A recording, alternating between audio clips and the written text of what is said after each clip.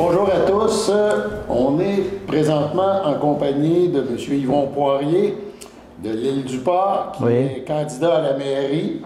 C'est un conseiller, un ancien conseiller municipal à la mairie. Mais on va parler un peu de votre parcours tantôt. La première partie de l'entrevue, c'est un peu destiné à mieux connaître le personnage qui se présente devant la population de sa municipalité par des petites questions qui fait un peu une espèce de tour d'horizon. La première, puis on remonte loin dans le temps, qui était, dans le fond, Yvon Poirier enfant? C'était quelqu'un qui aimait jouer, c'était quelqu'un... Comment ça se passait à l'époque? Puis vous étiez où à l'époque? Moi, je suis originaire de l'île Perrot. Alors, je suis venu au monde à la paroisse Sainte-Rosalima, à l'île Perrot. J'ai passé mon enfance là, évidemment. Et jeune, je suis devenu pensionnaire. Et j'ai fait mes études au pensionnat, même à l'école normale. Et jeune, mais j'étais l'enfant de la balle, autrement dit, maman était à l'hôpital, puis mon père il avait 20 ans plus vieux que moi. Quand je suis venu au monde, il avait 50 ans. Alors, maman avait 20 ans de plus jeune que mon père. Alors, on était libres, mon père, on était 3 garçons à la maison. Alors, papa nous laissait libres. Et on était élevés sans contrainte, mais par contre, dans un milieu très intéressant parce que toutes les familles nous accueillaient. Moi, je partais le matin, puis le midi, je mangeais chez Mme Vézina, puis je sais pas aussi bien, souper chez Mme Smith. Alors, on était très bien entourés, si tu veux.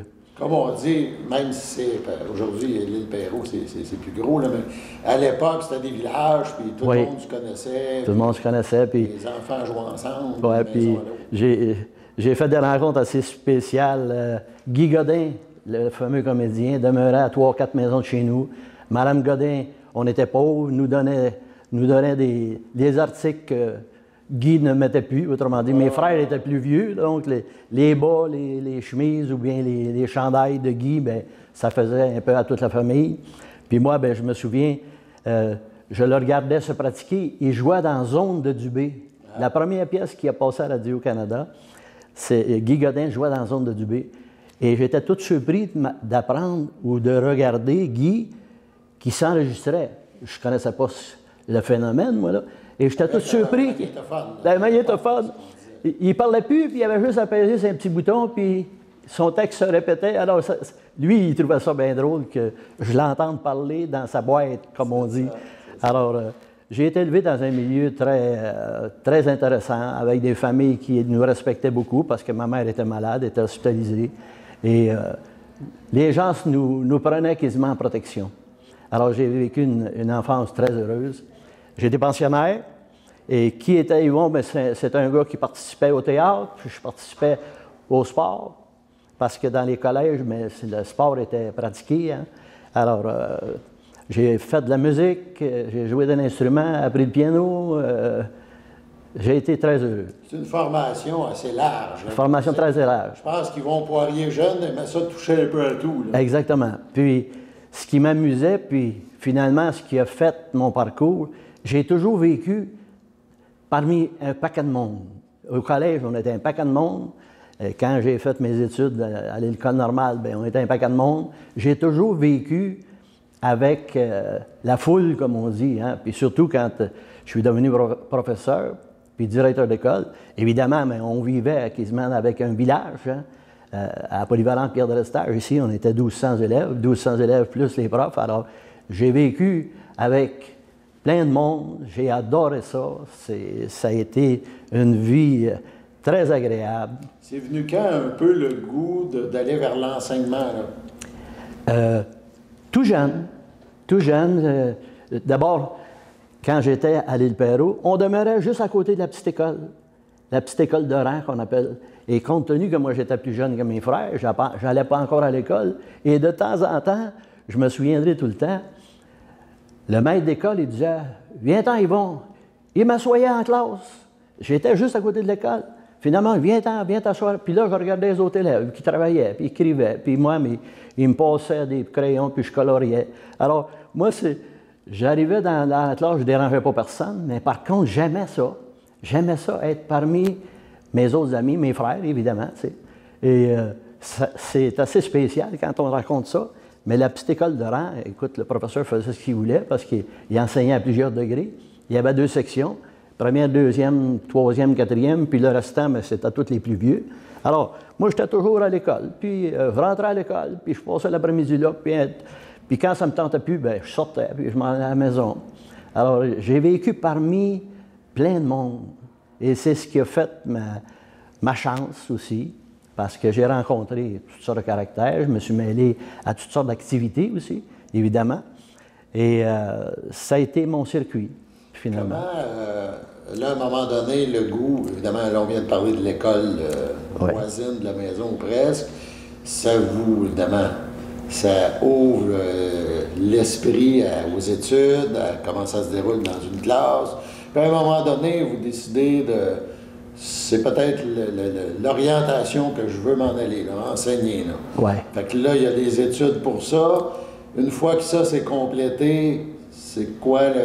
Y a-t-il un emploi? Comment c'est vous comme professeur? Comment ça fonctionne? Exactement. D'abord, quand j'ai commencé à enseigner, papa était nécessairement 20 ans plus vieux que moi, évidemment. Hein? Plus vieux que ma mère, je veux dire que ma mère. Et papa avait besoin d'aide. Et j'ai gardé mon père, moi, pendant 8 ans. J'ai commencé à enseigner en gardant mon père. Pendant 8 ans, jusqu'à temps qu'il décède en 1973. Alors, j'ai été le maillon intéressant dans la famille. Je me suis occupé beaucoup de mes parents. Même ma mère qui était hospitalisée, je l'ai sortie de l'hôpital. Je lui ai fait faire des dentiers. Ma femme, il a préparé des vêtements, tout ça. Puis j'ai gardé mon père et ma mère. Alors, ça a été ma vie, ça. Autrement dit, le goût de rendre service, le goût de prendre soin. J'ai enseigné pendant 3 ans à Joliette. J'avais même pas d'auto. Puis je me rappelle M. Lusignan, qui était président de la commission scolaire, il m'avait dit, Yvon, embarque en autobus, puis tu te rendras à Joliette. Parce que mon premier emploi, ça avait été à Berthier, à l'église Saint-François, mais j'ai dit au président de la commission scolaire, j'ai pas d'auto. Ah, il n'y a pas de problème. Ils ont cancellé mon horaire ici à Berthier, puis ils m'ont dit, va enseigner à l'école Baudry à Joliette. Et l'école Baudry, c'était la fameuse école qui est maintenant l'Académie Antoine Manceau. Alors, j'ai enseigné 3 ans, et quand ils ont fermé cette école-là, la commission scolaire régionale de la Naudière, bien, ils m'ont demandé, puis ils nous ont placés un peu partout dans la commission scolaire, et moi, j'ai appris qu'il y avait une place à Berthier, et depuis ce temps-là, je suis à Berthier. Autrement dit, de 1968 jusqu'à 1995, j'étais dans la région, puis surtout dans la région de Berthierville. J'ai enseigné 1 an à l'école Saint-François, puis après ça, bien, je me suis en allé à l'ouverture en 69 à l'école Pierre de Lestage. Puis là, le rôle que vous jouiez à ce moment-là, c'était professeur? Professeur de français, puis c'est ça, c'était un peu ça, professeur de français. Et il m'est arrivé, j'avais un goût tout le temps pour le sport, moi, et finalement. Alors, j'ai été suivre un cours, un bac à l'éducation physique pendant 2 ans à Trois-Rivières. Et compte tenu de mon ancienneté, compte tenu que j'avais les capacités d'enseigner justement en éducation physique, mais en 76 jusqu'en 81, je suis devenu professeur de secondaire 3, 4, 5. Justement, il me semble que je te reconnais, toi. Fort possible. Fort possible que je te reconnaisse, hein? Je suis le premier blessé du tournoi de football. Exactement. Le fameux tournoi de football, le touch football en 1968. 60, attends une minute. C'était pas 76, 77, je pense. Ça se fait. Alors, je me souviens plus de la blessure que de l'année. Oui. Puis surtout, c'est ça. Hein? C'était un tournoi, il faisait froid, hein? Fin octobre. De l'année à l'automne tard. Fin octobre. Le sol était gelé, là, je me souviens, mais les jeunes aimaient ça. Oui. Puis il y avait une ambiance. À la fin de la finale, là, il y avait beaucoup de monde dehors. Oui. On encourageait nos équipes et tout ça. Là, mais c'était des belles expériences à ce moment-là. On poursuit dans le cheminement. Yvon Poirier, bon, on a parlé de la jeunesse, mais Yvon Poirier, aujourd'hui ou depuis sa vie d'adulte, les loisirs d'Yvon Poirier, qu'est-ce qui l'attire? Qu'est-ce qui fait quand il y a du temps libre? Surprenant pareil, ça m'a toujours intéressé les groupes, tellement intéressé que à chaque fois que quelqu'un m'appelait, je me souviens, l'ancien directeur général de la commission scolaire, M. Lavallée, m'appelle. « Yvon, ça te tenterait-tu de venir nous aider? » Imagine-toi, à la prison des femmes à Joliette, au comité consultatif des citoyens. Bien, j'ai été là 50 ans à rendre service. Puis je me souviens, à tous les mercredis, j'allais passer 1 heure avec Mme McCauley, qui était au maximum. Elle avait été accusée, sentence vie. Mais elle avait peur des hommes. Le directeur de la prison, il dit, coudonc, aimeriez-vous ça? Seriez-vous prête à jaser avec Mme McCauley? Il ne faut pas qu'elle reste ici, elle. Je ne vous conte pas toute l'histoire de Mme McCauley, qui avait été accusée injustement. Mais à tous les mercredis, j'allais passer 1 heure. Puis le prétexte, c'est que Mme McCauley, il fallait qu'elle apprenne le français. Puis moi, mon prétexte, c'était d'apprendre l'anglais avec Mme McCauley. Et donc, elle est devenue plus smooth avec les hommes, autrement dit, plus confiante, parce qu'évidemment, c'était très agréable d'échanger. Et ce qui m'a fait bien plaisir, c'est qu'à un certain moment donné, ils l'ont transférée à Kingston, dans une maison de réinsertion, parce qu'elle avait été accusée bizarrement. C'est une femme qui était battue par un premier mari, puis un deuxième mari, et son fils avait décidé d'y sacrer à voler au deuxième mari, puis il en est mort. Mais elle a été accusée conjointement en disant, bien, on le sait bien, madame, vous l'avez pompé, votre gars, là, pour qu'il donne la volée à votre mari.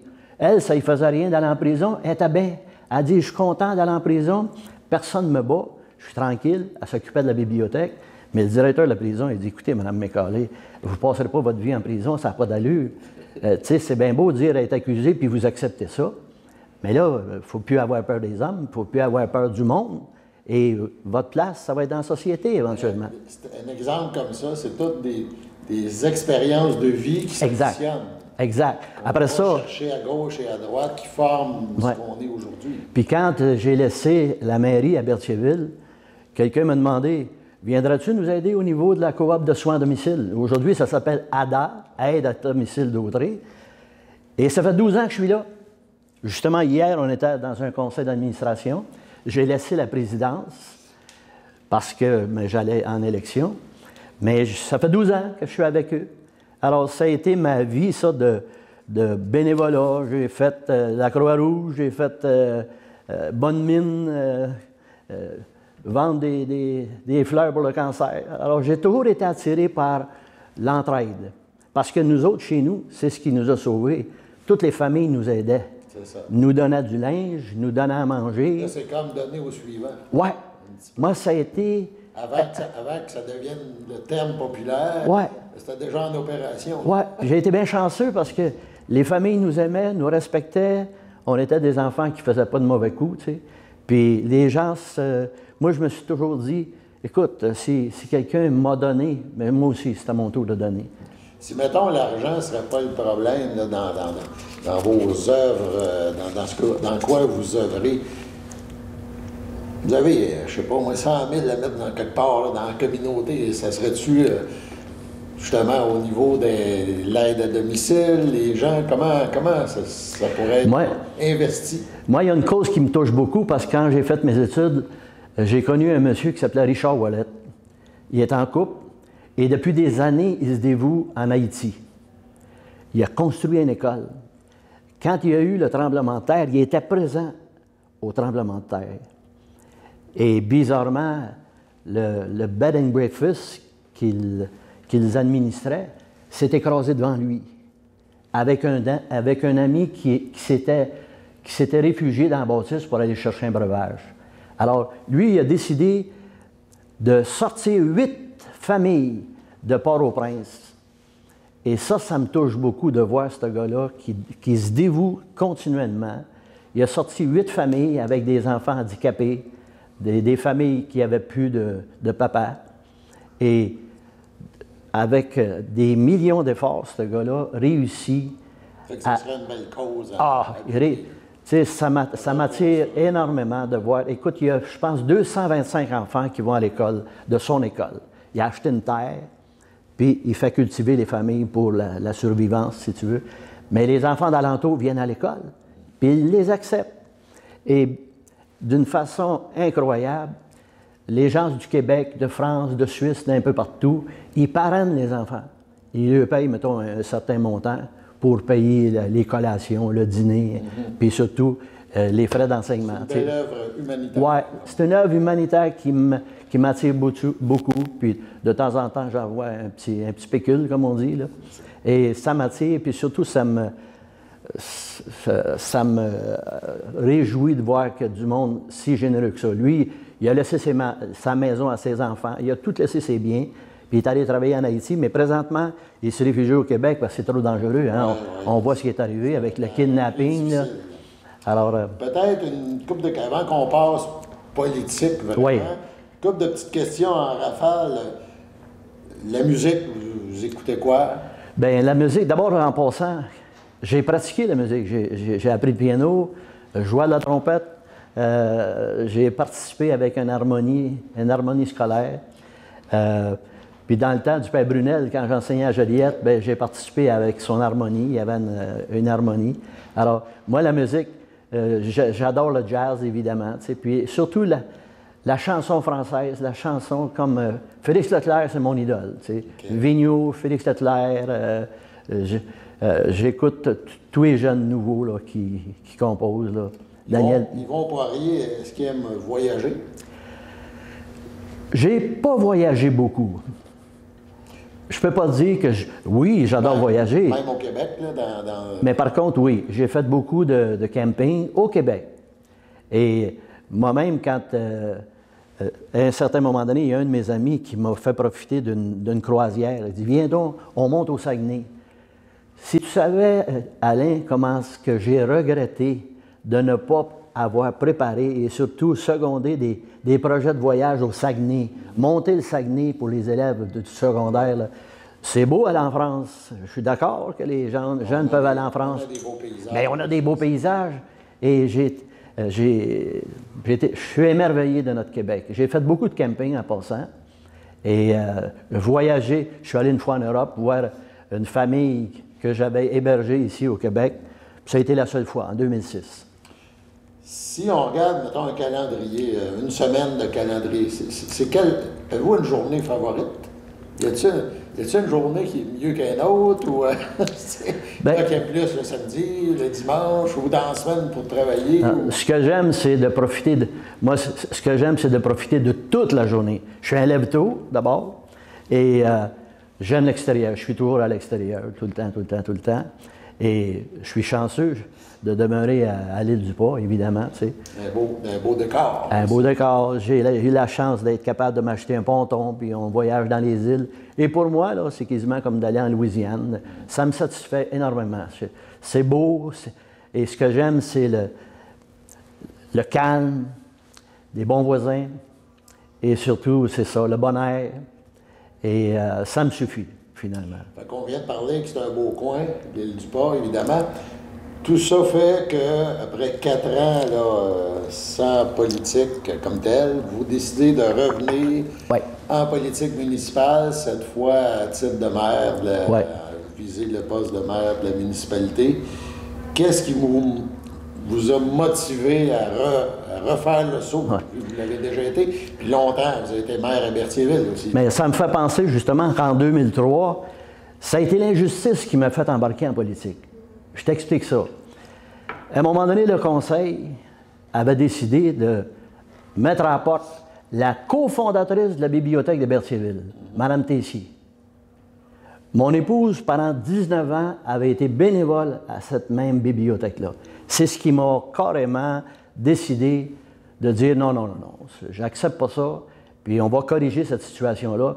Puis tellement qu'on va le corriger, puis je vais me présenter maire. Alors, je n'ai pas accepté la décision du conseil au complet, pas juste du maire, c'était la décision du conseil. Et je me suis présenté parce que je suis foncièrement épris de justice. Et présentement, chez nous, il y a plein de décisions qui ont fait en sorte que ça m'a tout simplement attiré l'attention. Je te donne un exemple. À un certain moment donné, le conseil voulait emprunter 400 000 $ pour bâtir un garage, tu sais. Puis on était à peu près 170 personnes à dire « Hey, donnez-nous la chance de donner notre opinion. » Finalement, ils n'ont pas bâti le garage, mais 2 minutes après, ils ont acheté une rétrocaveuse à 83 000 $, plus taxes, plus les accessoires, plus... c'était une dépense de 100 quelques mille dollars. Autrement dit, ça me fait penser un petit peu à la grenouille et le bœuf, de vouloir devenir une organisation qui dépasse le gros bon sens. Berthierville n'a même pas de rétrocaveuse, Sainte-Geneviève n'en a pas une, puis l'île Saint-Ignace n'en a pas une. Et quand on a des besoins pour une petite place comme chez nous, 620 habitants, bien, tu demandes à un contracteur, nous autres, on a un monsieur Sylvestre qui a toujours répondu à l'appel parce qu'on dit tout le temps, on emploie le mot une pépine, bien, monsieur arrivait avec sa pépine, il faisait nos petits travaux, puis il s'en allait avec la pépine, puis il l'entretenait. Donc, ce qui m'a tout simplement réveillé un petit peu, c'est le fait qu'on n'est pas écouté. Quand tu n'es pas écouté, tu te dis, coudonc, je vais m'approcher du bureau, puis je vais m'approcher de la porte, là, tu sais. Et quand tu es obligé de répéter par 12 fois, là, tu te dis, je pense que je vais m'approcher de la porte, puis je vais aller le dire au bureau même, tu sais. Alors, c'est le manque d'écoute qui a fait en sorte que ça m'a réveillé, et ça a réveillé un paquet de monde aussi.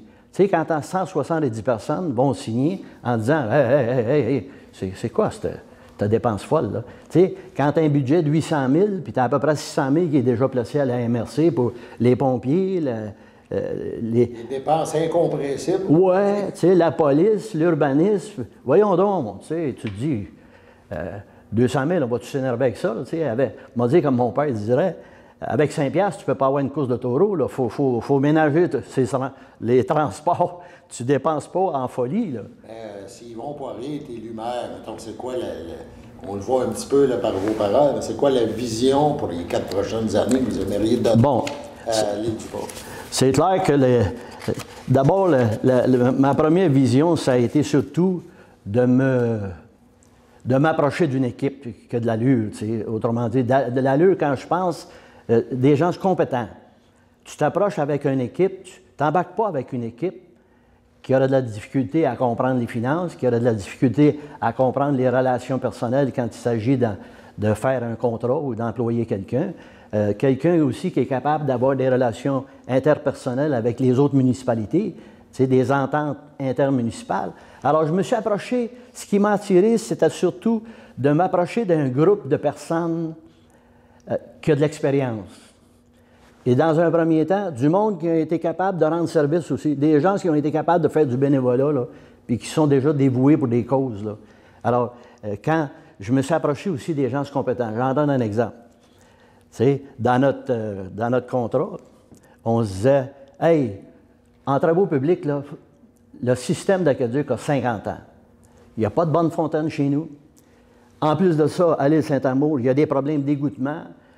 Les pompes fonctionnent quasiment à l'année parce que l'eau vient facilement au niveau des sous-sols. On s'est dit, règlons ça au niveau des travaux publics. Il y a des subventions pour ça, des programmes primo pour le système d'aqueduc, jusqu'à 85 des coûts qui peuvent être payés par Québec. Le programme RECIM pour les infrastructures municipales. Alors, on a des budgets pour ça. Et connaissant un certain monsieur qui s'appelle Michel Jasmin, j'ai travaillé 21 ans avec lui. Il a été 32 ans à s'occuper de faire le ménage pour 1200 enfants. Il a fait le ménage, l'entretien, puis c'est un gars qui a de l'expérience. Il a rénové 7 maisons, je pense. C'est un débrouillard. Puis surtout, c'est un gars qui avait un commerce d'excavation, un commerce d'entretien, pour la neige, de déneigement. Donc, tout le chapitre des travaux publics, là, j'ai dit, on a notre homme, M. Michel Jasmin, qui demeure entre autres à l'île Saint-Amour et qui a présenté plusieurs fois des demandes pour corriger l'égouttement à l'île Saint-Amour et ça n'a pas eu lieu. Ça ne s'est pas fait. On a même refusé une firme de trois compagnies qui étaient prêtes à travailler sur le problème. Le Conseil, présentement, a refusé ça en 2018. Au niveau de la démocratie, on a décidé comme équipe, on s'est dit, attends une minute là, on va prendre un gars qui a de l'expérience, un gars qui s'appelle André Rondeau, qui a été pendant 3 termes en charge du comité consultatif d'urbanisme. Autrement dit, organiser les contrats, organiser des besoins pour les constructions, organiser des demandes de permis, ainsi de suite. On a demandé à M. André Rondeau, veux-tu être en charge? Puis c'est lui-même en passant qui a décidé, il dit, moi, je vais prendre ça en charge, moi. Toute la question de l'environnement, puis il va même prendre en charge le fait qu'on a divisé toute l'île du Pas en districts, comme à Berthier ici. Autrement dit, au lieu que tout le monde s'occupe de tout le monde puis qu'il ne fasse rien, puis un conseiller. Puis un conseiller attitré à un district. C'est pas en vigueur présentement parce qu'il faut passer un règlement. En 91, dans le temps, ils ont aboli ce système-là. Mais nous autres, on va le reprendre parce que... Puis moi, je sais que M. Rondeau va s'occuper de chacun des conseillers pour savoir qu'est-ce qui se passe dans ton district. C'est quoi les demandes? Et tout le monde va acheminer les besoins. Donc, le système démocratique va être bien servi parce que toi, quand tu demeures, mettons, comme ta fille, elle demeure à l'île Saint-Amour, bien, elle va s'adresser à son conseiller qui s'appelle Michel Jasmin. Puis Michel Jasmin va s'occuper de sa gang, autrement dit. On n'échappera pas. C'est plus facile. Après ça, au niveau des fonds publics, je répète mon idée qu'en passant, M. Rondeau a été élu. C'est un gars qui est tellement bon que tout le monde, il n'y a pas personne qui voulait se coltoyer avec lui. Alors, tant mieux, c'est un charmant bonhomme, un gars d'expérience. Au niveau des finances, c'est clair qu'on s'est dit, wow, toutes les finances, on va en prendre soin des finances, tellement que je vais baisser le salaire du maire. Normalement, un maire gagne 3 fois le salaire d'un conseiller. S'il gagne 3 piastres, moi, je suis supposé de gagner 9 piastres. Mais là, présentement, c'est un peu plus que 9 piastres, c'est un peu plus que 3 fois. On va ramener ce qu'on appelle la bonne vieille méthode que si un conseiller gagne 3 000 piastres, le maire va gagner 9 000 piastres. Alors, on va surveiller les fonds publics. Puis, pour surveiller les fonds publics, c'est bien clair qu'on a besoin d'un comptable, puis on en a un comptable. M. Claude Degagné, qui est comptable, qui va s'occuper des subventions en passant. Parce que tantôt, il va avoir On parlait tantôt pour les programmes. Ben oui. Puis le programme Primo, c'est super intéressant parce que justement, Ville-Saint-Gabriel est en train de finaliser un programme Primo là, pour la réfection du système d'aqueduc. Alors, ce qu'on va faire, c'est que les fonds publics, on ne dépensera pas pour rien. Et surtout, quand j'ai parlé de certaines dépenses, là, je donne un exemple. Louer une pépine tout l'été à 4 000 $ par mois, ça fait-tu d'une grosse dépense? Pas mal, ça. Hein? Quand tu engages un ingénieur mécanique pour faire tes plans de garage, ça coûte 4 700 $. Avant que le règlement d'emprunt soit accepté, disons que tu as le goût de te rapprocher de l'hôtel de ville pour aller voir ce qui se passe. Hein? Alors, toute la question des fonds publics, on a un comptable pour ça. Après ça, un élément très important de notre programme. Quand on parle du personnel, puis quand on parle des contrats, là, mais on va avoir quelqu'un d'expérimenté. C'est une femme qui s'appelle Anne-Marie Cyr. Elle a déjà été conseillère pendant 18 mois avec l'autre conseil et elle a démissionné. Pour toutes sortes de raisons, par contre, elle ne s'entendait pas. Et là, présentement, là, c'est la personne tout indiquée pour surveiller les contrats. Quand on engage quelqu'un, au niveau de, si on regarde ce qui s'est passé chez nous, il y a eu l'engagement d'une directrice générale puis d'un gars à voirie, puis ils sont partis tous les deux. Puis c'était 2 personnes qui avaient été remerciées à Saint-Béatrix. Alors, ça va prendre quelqu'un qui a une loupe et qui regarde les contrats. Hein? Alors, on a une femme qui s'appelle Anne-Marie Cyr qui va surveiller ça. Toute la question du personnel et des contrats. Et c'est une femme qui est présidente, directrice générale de son entreprise. C'est une entreprise de gestion de l'eau au point de vue commercial et industriel, puis municipal. Alors, elle sait comment fonctionner avec le personnel, puis elle est intéressée au fameux projet. Parlons de loisirs. C'est clair, hein, c'est une tranche importante dans toutes les municipalités. On a un garçon spécialisé, un bac en loisirs, culture et tourisme. Vous l'avez connu à Berthierville, il a remplacé Daniel Bellumeur pendant 2 ans. Puis là, il est devenu régisseur à la ville de Sorel-Tracy. Alors, il y a de la compétence là-dedans, là, hein? Alors, c'est un bon jeune, c'est un homme de gros bon sens. Puis, Sorel-Tracy qui vient chercher un type qui a son bac en loisirs, culture et tourisme. Il s'appelle M. Alexandre Salois-Lapointe, qui demeure à l'île du Bas. Et on est super content qu'il accepte. D'ailleurs, il avait eu le goût de s'impliquer quand M. Maurice Désy est décédé. Il y a eu une possibilité d'organisation d'élections et à cause de la COVID, ça s'est tout cancellé. Mais il était déjà prêt. Alors, on est allé chercher un gars super compétent. L'autre garçon qu'on est allé choisir, ben, je ne dis pas un garçon parce qu'il est déjà rendu dans la cinquantaine, là. Ben, tu te rappelles de Serge Boucher? Ouais. Hein? Un gars de Pierre de Restage qui a enseigné là pendant 32 ans. Mais Serge Boucher, en passant, il est élu. Alors, tout le monde a reconnu sa valeur, puis on est super content de ça. Mais Serge, là, quand il était à Saint-Charles-de-Mandeville, il était responsable du service incendie. Il va s'occuper de ça, nous autres, chez nous aussi. Puis il va s'occuper parce que, quand arrive le printemps, on a des problèmes d'inondation à l'île-du-Pas. Hein? Ça va être son domaine. Ça va être son domaine, ça.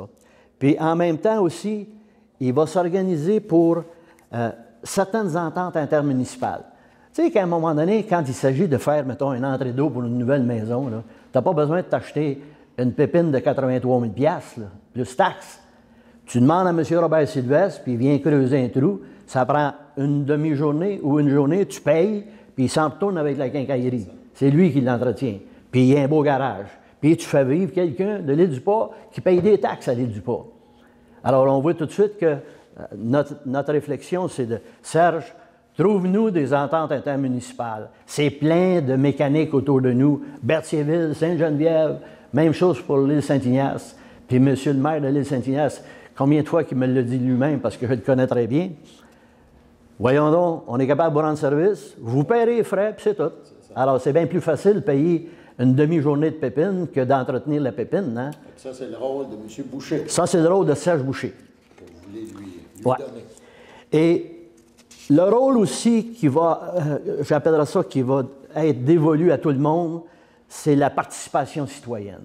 On veut que tout le monde s'en occupe. Autrement dit, quand il va arriver des sujets super, j'appellerais ça super délicats, on va y aller par sondage, carrément.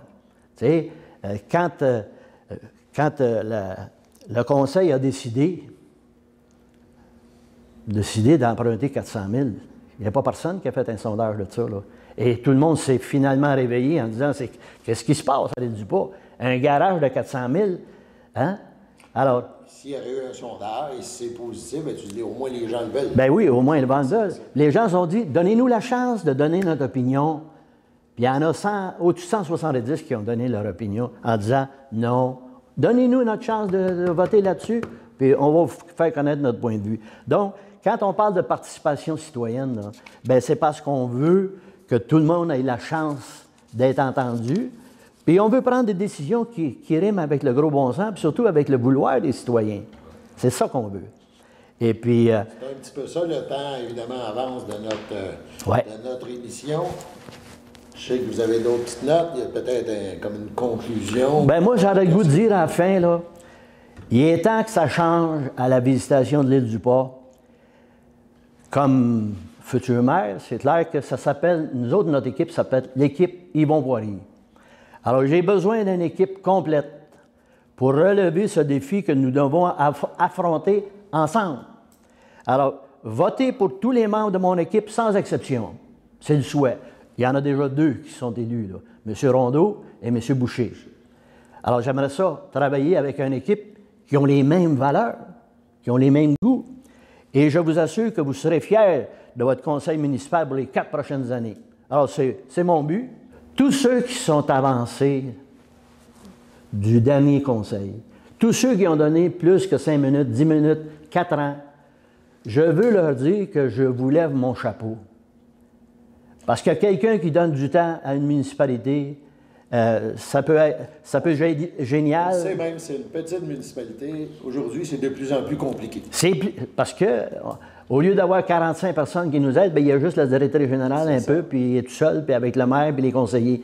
Mais là, moi, je veux dire merci à l'équipe qui nous quitte, finalement, tu sais, sur 7 membres. Ceux qui sortent, là, puis... Ceux qui sortent, je leur dis chapeau, vous avez donné votre temps, puis je vous lève mon chapeau. Voilà, ça fait un petit peu le tour. Oui. On va sûrement se reparler. De toute façon, on va se voir sûrement pour les élections. Et suit évidemment tout ce qui se passe à l'île du Pas. Ouais. C'est une belle municipalité, une petite municipalité, mais une belle municipalité. C'est un des joyaux de la d'Autrey. Et on en est tous très fiers, comme vous, sûrement. Oui, puis en même temps, je veux remercier William, qui est notre caméraman qui nous a aidés à produire un beau document. Merci beaucoup. Bonne chance. Merci.